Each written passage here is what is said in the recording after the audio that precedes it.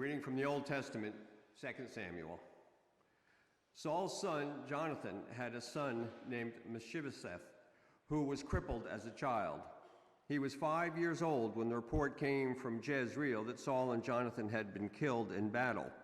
When the child's nurse heard the news, she picked him up and fled, but as she hurried away, she dropped him, and he became crippled. The king then asked him, "Is anyone still alive from Saul's family? If so, I want to show God's kindness to them." Ziba replied, "Yes, one of Jonathan's sons is still alive. He is crippled in both feet." "Where is he?" the king asked. "In Lo-debar," Ziba told him, "at the home of Machir, son of Ammiel." So David sent for him and brought him from Machir's house. His name was Mephibosheth. He was Jonathan's son and Saul's grandson. When he came to David, he bowed low to the ground in deep respect. David said, "Greetings, Mephibosheth." Mephibosheth replied, "I am your servant." "Don't be afraid," David said. "I intend to show kindness to you because of my promise to your father Jonathan.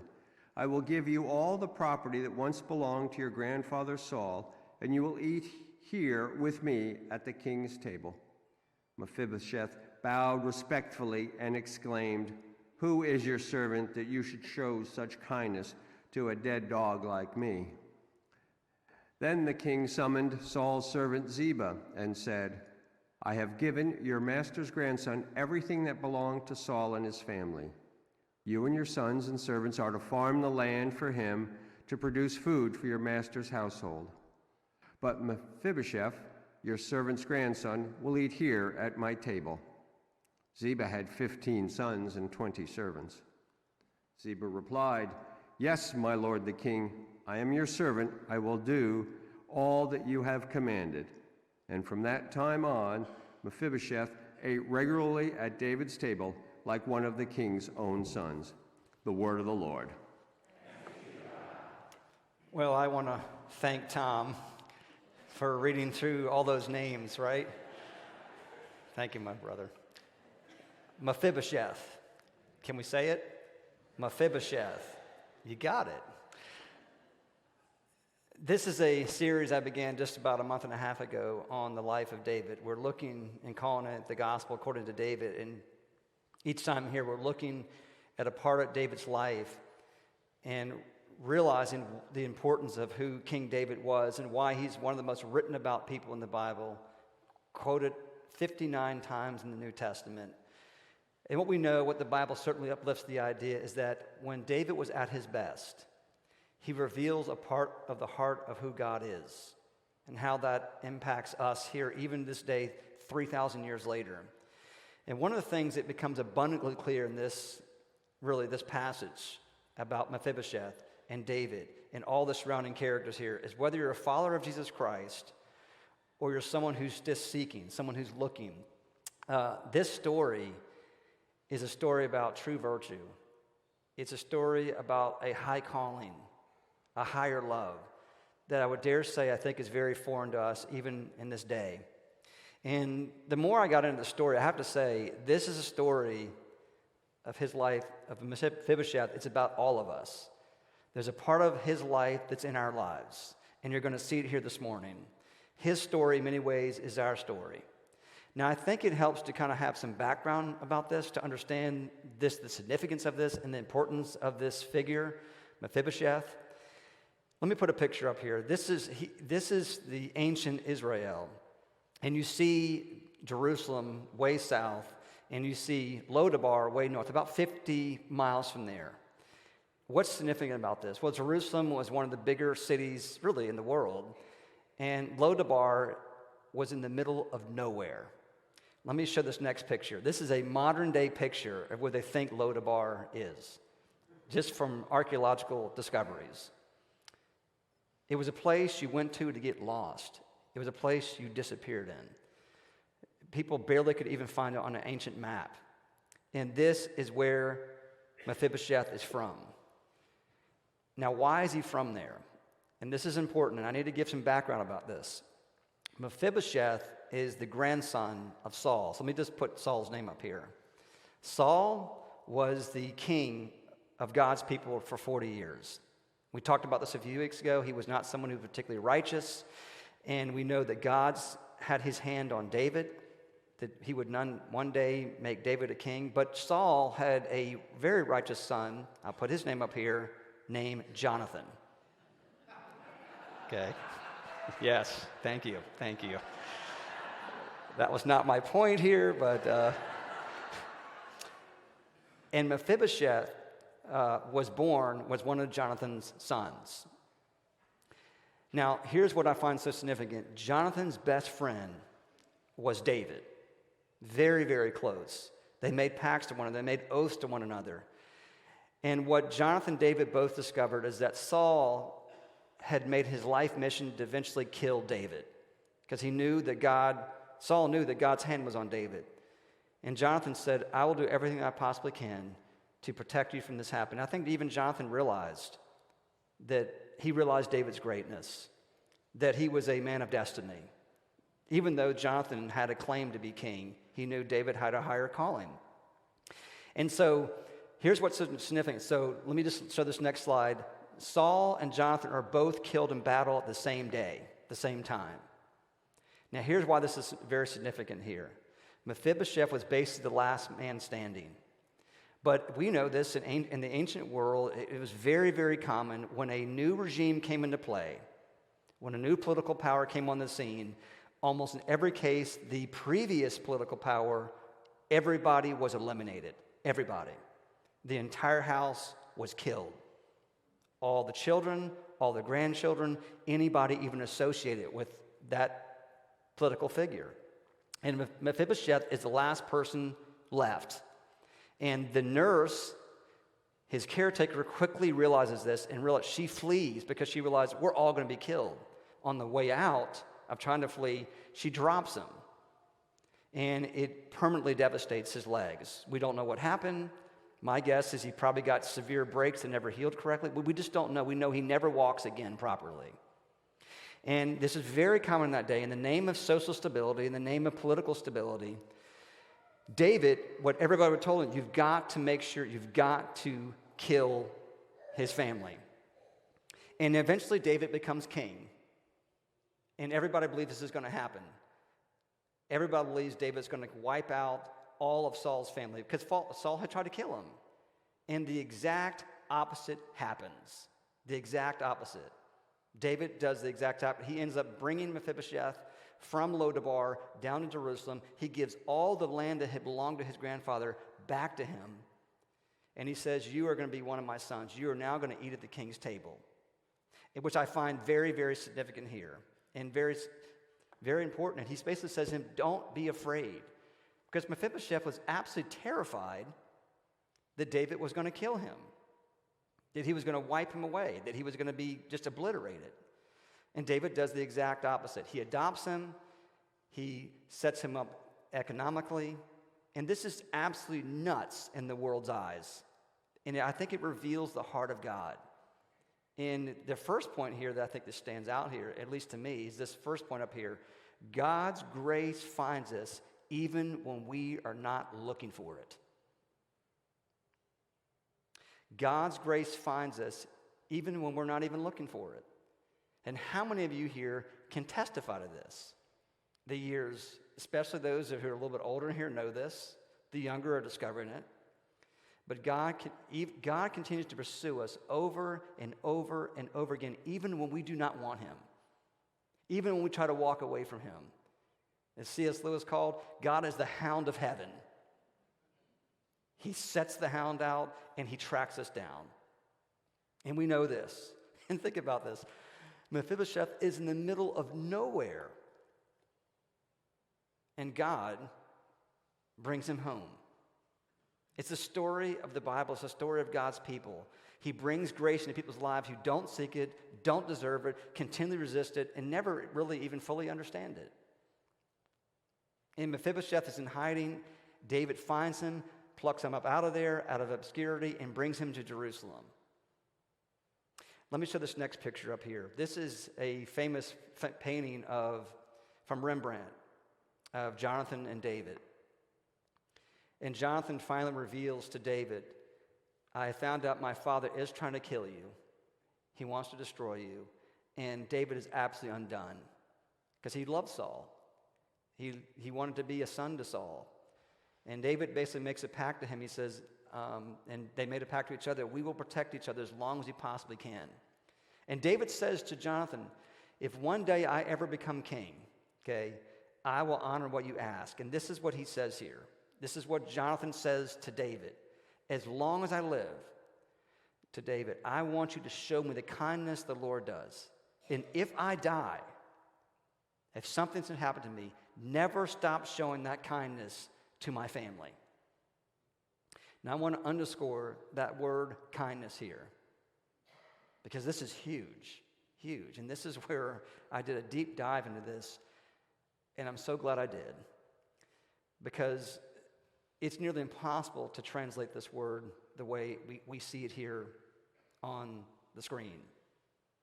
It's an incredibly deep, ancient word, because it's difficult to translate. And it was used either for an individual or for God's people. But it can mean both grace and mercy, and yet it also is grace and mercy surrounded with covenantal love. What is covenantal love? It is a steadfastness and a loyalty that's a love that is there for somebody no matter what happens, no matter what we do, even if by our own hand, by disastrous decisions we find ourselves in the worst circumstances possible, that love is still there with us now and always. It never leaves us. And Jonathan is saying, this is the love, this is the kindness, this is the goodness, this is the mercy and grace, the covenantal love that God has given me. That David, I now pass on to you, that I want you to pass on to my family, that you're always there for them. And this is incredibly a profound concept and image here. There's a part of Mephibosheth here that I think we also need to see that we all carry. That's in all of us. And this is why I think this is so important about understanding this idea of covenantal love here. Look what this passage says here. Notice what he says here. What is your servant that you should notice a dead dog like me? Again, I kind of did a deep dive on this the last couple of weeks here. This is why I think this is so significant and why this hit me right to the heart. And that is this, that it's a Hebrew metaphor that is used to either describe someone who is basically trying to, self-deprecating about just basically almost making fun of themselves to kind of reduce themselves or to make fun of themselves in front of other people, or it means how we view ourselves. It's more of a shame term. We feel shame. That is the word that Mephibosheth is using to describe himself to David. He feels shame. Now, why do we know that? Here's how we know it. Mephibosheth's name literally means the shameful one, the undesirable, which has led many, who would ever name their son that, right? Which has led many people to believe that he may have had a different name when he was born. But after he became crippled, after he became physically disabled, when he could no longer walk, that's the name that everybody called him for the rest of his life. Why should anybody even notice someone like me? You ever felt like that? Which leads to the second point here. So many times, God's people, we forget to view our lives through the lens of the gospel. Instead, we view our lives through the lens of what is wrong with us, through the lens of shame. We view this world and our lives through how people often define us, even how we define ourselves. Shame is simply, I am not good enough. And I heard this phrase this past week, and I think it's proper here. Brene Brown defines shame like this: the intensely painful feeling or experience of believing that we are flawed and therefore we are unworthy of love and belonging. She nails it. Because I'm telling you, being in ministry for 2 decades now, and now that I know my own heart, that's exactly right there. This goes at the core of who we are. Shame, I'm just thinking of what I've heard over the years, what I've experienced, what I've heard other ministers tell me. Shame is your spouse leaving you for somebody else. Shame is being caught with a DUI. Shame is having to declare bankruptcy and losing everything. Shame is being called out by your boss in front of all your other coworkers. Shame is flunking out of college when all your other friends are succeeding. Shame is realizing when your children finally see how screwed up you are that you've always been trying to hide. All right? Shame is infertility. Shame is not being able to find a date for the prom. Shame is never having your house clean enough. Shame is having your children who you raise up in the faith walk away from it. And you're trying to pick up the pieces. Shame is honestly, people, church, the lens with how we view much of our lives and how we define ourselves. And what I've discovered is it's the voice that never seems to go away, does it? It is always there behind the scenes, telling us all the time, I'm not good enough for my children, I'm not good enough for my spouse, I'm not good enough for my parents, I'm not good enough for my friends, I'm not good enough for God. And the reality is, this is what hit me like a ton of bricks this last week. The reality is, I'll put the picture back up here. Shame wants to keep us in Lo-Debar. It wants to let us live there for the rest of our lives. You don't deserve to get out of Lo-Debar. You don't deserve to be in Jerusalem. You stay there forever. We never make it to Jerusalem. And the byproduct of this is it leaves us emotionally distant from those we love, from friends, from family, from those we work alongside of, for people in our own classes, those we share life with. And what shame constantly does, it constantly tells us to look at ourselves and basically says, how we see ourselves, this is who you are. This is who I am. Shame wants us to be defined by the words. I'm thinking of Mephibosheth here. We want to be defined by our broken lives. We are defined by what is broken inside of us. That's what shame does. But this is the beauty of this passage. This is why this is so great. Because it brings it back to Mephibosheth. The beauty of this story is here. I don't know if I can possibly communicate it the way it's screaming across in this passage here. It's not how we see ourselves. It's how the king sees us. And ultimately, in the end, David is a symbol and a foreshadow of God. It's how God sees us. And when Mephibosheth comes before the king, he's scared, and David says to him, I don't want you to be scared. I'm giving you all these lands back, and not only that, I want you to sit at my table for the rest of your life. Which brings me to this last point. Okay, we have been invited to eat at the king's table. This is good news, church. This is good news. We have been invited to dine with the king.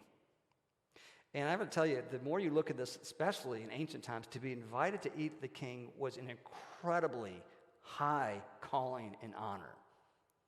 It just didn't happen. To eat, because it's a familial event. You know, strangers, workers, acquaintances, you had drinks with them. Drinks are for strangers. Meals are for family. Those that are close to us. And David is basically saying to Mephibosheth here, you never need to be worried again. You are home. You can put your bags down, you're home. You can exhale. It almost reminds me, it's shades of the prodigal, okay? When he comes home, I don't care how messed up you are, what you look like.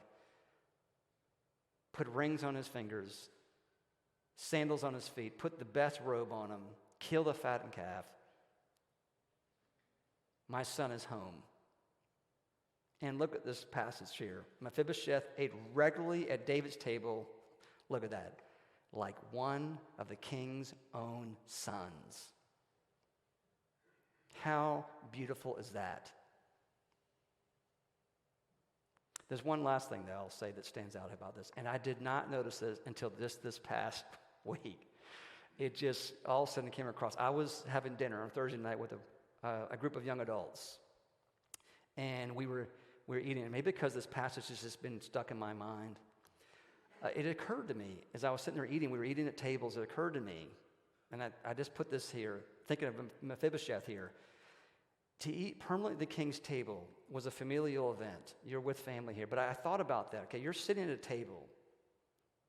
And I think about the image that's being communicated here. Mephibosheth can't walk. His legs are broken. And yet when he's at the king's table, nobody can notice that, can they? There's a covering here that covers the blemishes. And when you sit at the king's table, okay, none of the impairments matter anymore, especially with family. It doesn't matter. As has been said to me before, every story in the Old Testament whispers the name of Christ. This is certainly one of them. When you sit at the table of the Lord, when you sit with family, our lameness is covered by the tablecloth of grace. It always has, and it always will. And there's something about the connection of family that covers our lameness. The table of fellowship covers the blemishes, the brokenness, the things that don't work well. And I got to tell you, I would be rather sitting at the king's table, broken, than spend the rest of my life healthy and out on my own, completely by myself. And so would all of you. And the greatness, by the way, of this invitation here is a reminder, and this is what I think is so beautiful about it. This is the gospel here. We're not at the king's table because we deserve it or we're worthy of it. If anything, it's the opposite. We're unworthy of it, and that's what makes it so great.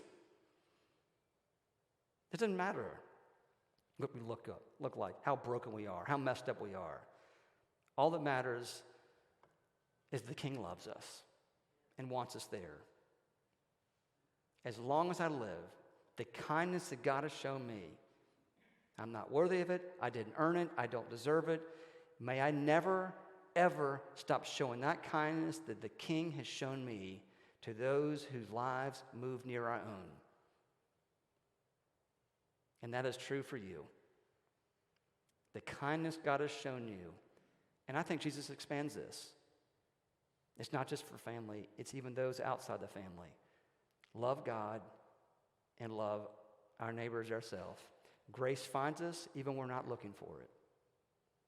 Always view our lives through the lens of the gospel. In the end, always remember, this day, henceforth and forevermore, we are invited, and we're about to come to the Lord's table again. We are invited to dine with the King. And so it is with you. Let's pray. Our Father and God, we are about to come to your table as God's people. It's because of your death, and it's because of your resurrection. It's because of the cross you've made it possible.